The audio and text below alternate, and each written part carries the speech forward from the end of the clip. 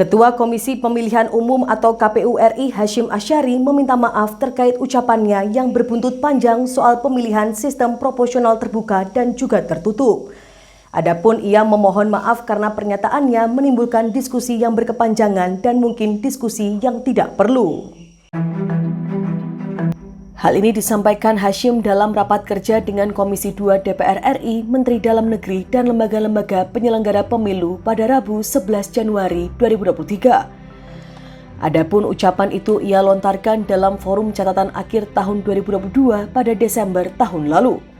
Diketahui Hasyim saat itu mengomentari adanya judicial review di Mahkamah Konstitusi terhadap pasal sistem proporsional terbuka di UU Pemilu.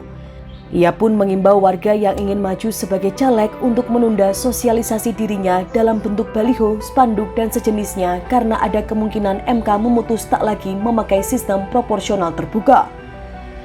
Komentar ini menuai respon negatif dari mayoritas partai politik peserta pemilu.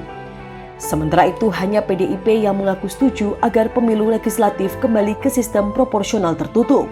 Ucapan Hasyim kemudian ditafsirkan sebagai dukungan lembaga penyelenggara pemilu terhadap sistem tertentu. Suatu hal yang sudah dibantah Hasyim berulang kali kepada wartawan dan dalam forum-forum resmi termasuk dalam rapat kerja kemarin.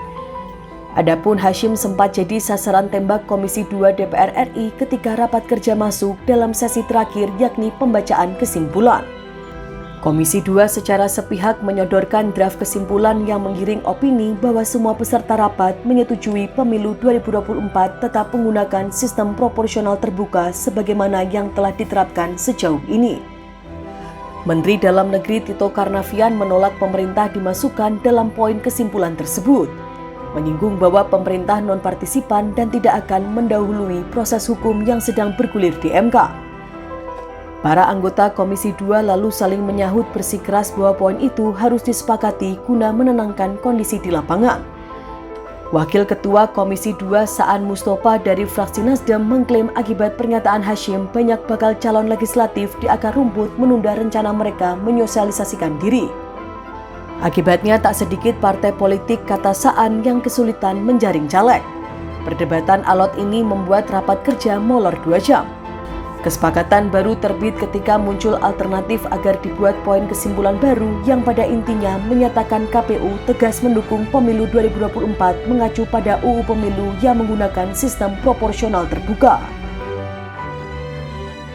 Demikian informasi dari Tribun Jateng Update. Saksikan terus Tribun Jateng Update hanya di channel YouTube Tribun Jateng. Jangan lupa follow, like, dan subscribe sosial media Tribun Jateng.